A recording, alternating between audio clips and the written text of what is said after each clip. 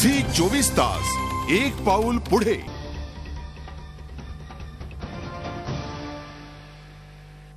नंतर आपलं स्वागत। राज ठाकरे यांच्या संपूर्ण भाषणाच्या या दौऱ्यांमध्ये कोणते स्थानिक मुद्दे आले ते आपण पाहूया। राज यांनी आपल्या भाषणात स्थानिक मुद्द्यांनाही महत्व दिलं। अर्थात या मुद्द्यांवरून त्यांनी सत्ताधारी आणि विरोधकांवर प्रहार तर केलेच, पण मनसेला संधी द्यायचं आवाहनही केलं। पाहूया राज ठाकरे काय म्हणाले। या पश्चिम महाराष्ट्रामधलं मतदान हे सगळं त्या दूध डेऱ्या आणि साखर कारखाने आणि मग शेतकरी सगळा त्यांना बांधील असतो आणि त्याच्यावरती सगळ्या गोष्टी अवलंबून असतात। अरे एकदा दूध तोडून टाका रे त्यांचं, ते तरी कसे जगतात बघूया ना आपण। इतके पुढारी निवडून दिले, इतके मंत्री निवडून दिले, इतके खासदार निवडून दिले, पिण्याच्या पाण्याची व्यवस्था नाही करता आली या कोल्हापुरात। या जमिनीच आपल्या जर समजा कोकणाच्या हातात गेल्या, कोकणी माणसाच्या हातात गेल्या, मराठी माणसाच्या हातात गेल्या, अरे तुमचं अस्तित्व काय राहिलं? कोण तुम्ही? पर्यटन सोडून या कोकणामध्ये जे कुठचे व्यवसाय येतील त्या व्यवसायांसाठी तुमच्या जमिनी तर विकू नकाच, पण येणाऱ्या व्यवसायामध्ये जमिनीबरोबर तुमची भागीदारी देखील तेवढीच असली पाहिजे त्या व्यवसायामध्ये, तरच तुम्ही त्यांच्याशी सौदा करा, नाहीतर या जमिनी विकू नका। संपूर्ण कोकण किनारपट्टीवरती कोळशावर चालणारे पॉवर प्लांट किती येत आहेत, तो अणु ऊर्जा प्रकल्प वाईट असेल खड्ड्यात घाला, पण कोणीतरी याच्यावरती राजकारण करत असेल तर चांगली येणारी गोष्ट धुडकावू देखील नका। मला मगाशी कोणीतरी येऊन सांगितलं काहीतरी सोलापूर शहरामध्ये काहीतरी 20-25 खरंय का खोटं मला माहिती नाही, खरंय 20-25 फक्त सिग्नल आहेत, त्यातले फक्त 6 चालू आहेत, 15 पैकी 4 चालू आहेत। काय शहर म्हणायचं?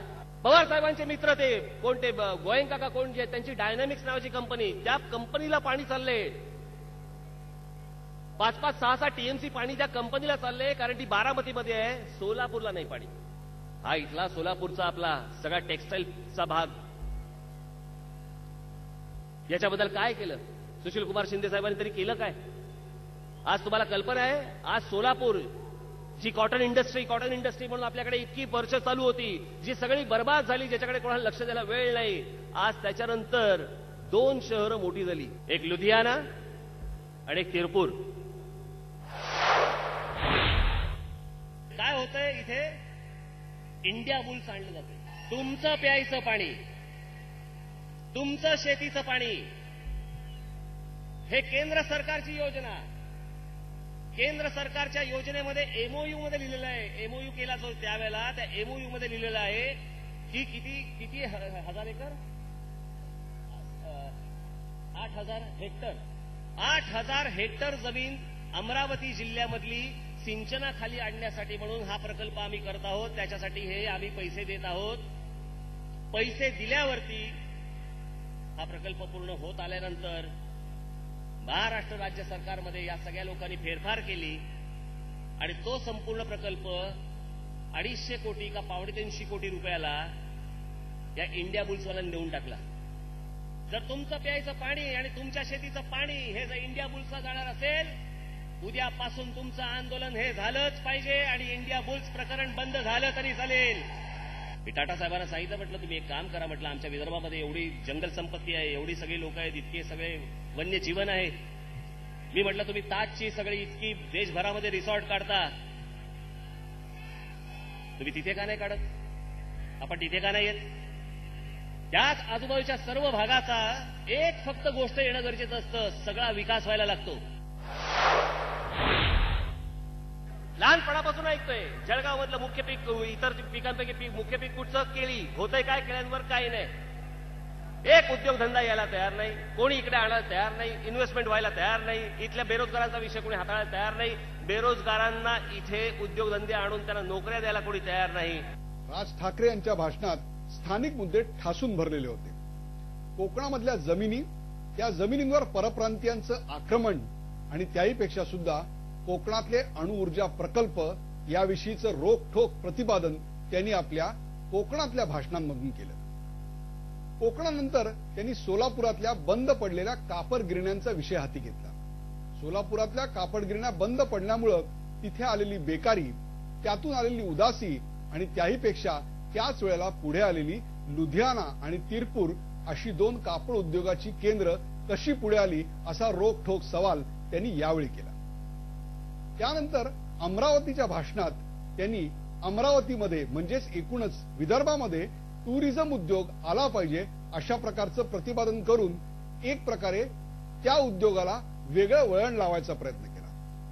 तर जळगावमध्ये केळ्याचं उत्पादन प्रचंड होत असलं तरी या जळगावमध्ये केळ्यावर प्रोसेसिंग करणारा एकही उद्योग नाही अशी एक चूक दाखवत त्यांनी इथल्या बेकारीलाही एक प्रकारे वाचा फोडली. राजकारणात कोणतीही गोष्ट कोणत्याही कारणाशिवाय कोणी करत नाही. हा असा इतका मोठा दौरा नेमका याच वेळी करायचं कारण काय? राजकारणात टायमिंगला फार महत्व असतं. बाळासाहेब ठाकरे गेल्यानंतर राज ठाकरेंचा हा बदललेला नूर आणि त्यांच्यासारखा हा झंझावाती दौरा, या दौऱ्यातून त्यांनी आपली ताकद दाखवून दिली. मुंबई पुणे नाशिक या व्यतिरिक्त राज यांचा पक्ष पसरलेला नाही असा ज्यांचा समज होता त्यांच्यासाठी हा दौरा निश्चितच मनात धडकी भरवणारा होता. तरुण वर्ग, महिला आणि दलित समाजाला अत्यंत आवडेल असा माहोल उभा करण्यात राज ठाकरे कमालीचे यशस्वी ठरले. लोकसभेच्या निवडणुका पुढल्या वर्षी होणार आहेत, तर विधानसभेच्या निवडणुका 1.5 वर्षांनी होणार आहेत. मात्र त्याचं बीजारोपण राज ठाकरे यांनी आता अनेक ठिकाणी केलं. आता पक्ष संघटना त्या भागात हे वातावरण कसं जोशपूर्ण करते याला तेवढंच महत्व आहे. एकीकडे एफडीआयला समर्थन तर दुसरीकडे चारा छावण्या आणि गोशाळांची घोषणा यामागची स्ट्रॅटेजी आणि त्याहीपेक्षा सुद्धा कोणता मतदार नेमका यामुळे आपल्याकडे वळेल याचा असलेला क्लिअर फोकस त्यांनी सिद्ध केला. महाराष्ट्रातील बिगर काँग्रेसी सरकार माझ्याशिवाय तरणार नाही असा संदेश पोहोचवण्यात राज ठाकरे यशस्वी ठरले. एक प्रकारे त्यांची बार्गेनिंग पॉवर या दौऱ्यानं निश्चितच वाढली.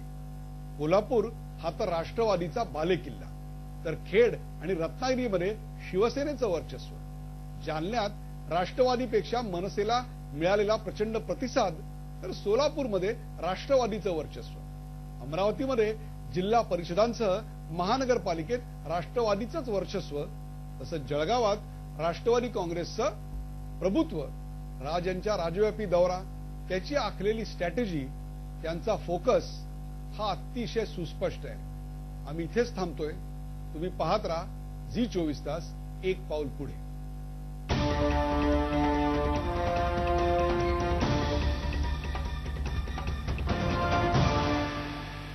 झी 24 तास, एक पाऊल पुढे.